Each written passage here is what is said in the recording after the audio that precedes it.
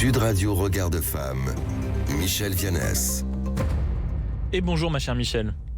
Bonjour Maxime. Vous voulez nous parler ce matin de la tribune des capitaines des équipes de football féminin professionnel publiée dans l'équipe cette semaine. Oui, les capitaines des professionnels, donc des équipes de football féminin, disent stop. Stop au silence, stop à l'attente et surtout stop à cette précarité qui dure. Donc elles rappellent une réalité, je dirais, persistante. Les joueuses professionnelles n'ont toujours pas de convention collective. Autrement dit, aucun cadre solide pour protéger à la fois leurs conditions de travail, leur santé, leur contrat ou leur carrière. Alors, c'est vrai, elles le reconnaissent, que le football féminin s'est structuré avec la nouvelle ligue professionnelle. Mais il manque l'essentiel, un texte contraignant. Le contraste d'ailleurs est frappant entre les femmes et les hommes, puisque pour la future ligue masculine, un cadre a avancé en quelques mois. Pour les joueuses, donc les négociations durent depuis plus de 3 ans. Et donc c'est ce décalage qu'elle dénonce. Il y a la même exigence, donc il n'y a pas les mêmes protections, et en particulier, alors là, par rapport aux blessures, il n'y a pas du tout le même statut.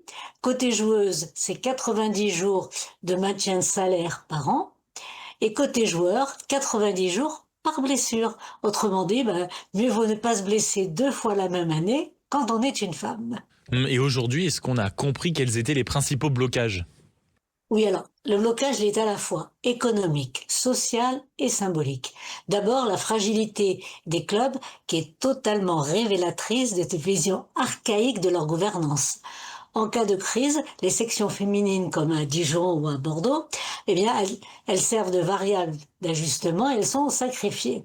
Ensuite, le droit à l'image. Là, on est dans l'économie, l'autonomie économique. Les joueuses veulent valoriser leur image collective, ce que les clubs refusent pour garder le contrôle des revenus.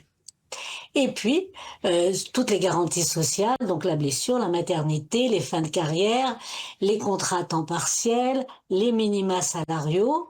Et bon, alors c'est vrai que certains points ont progressé, mais tant que la convention n'est pas signée, rien n'est sécurisé. Mais pour qu'on comprenne, concrètement, qu'est-ce que changerait cette convention ? Une convention, elle va offrir un cadre professionnel légal. C'est pas du tout un privilège, c'est un minimum pour encadrer les contrats, sécuriser les parcours. Et le message des capitaines est vraiment clair. Le développement du football féminin ne peut plus reposer sur des inégalités structurelles. D'ailleurs, elles concluent leur tribune d'une manière très claire, et ça résume tout. Elles jouent le même football, elles méritent les mêmes droits. Merci beaucoup Michel Vianès pour avoir mis en lumière en effet cette initiative des capitaines des équipes de football féminin, en rappelant que vous êtes la présidente de Regard de Femme et membre du Haut Conseil à l'égalité femmes-hommes. Merci Maxime.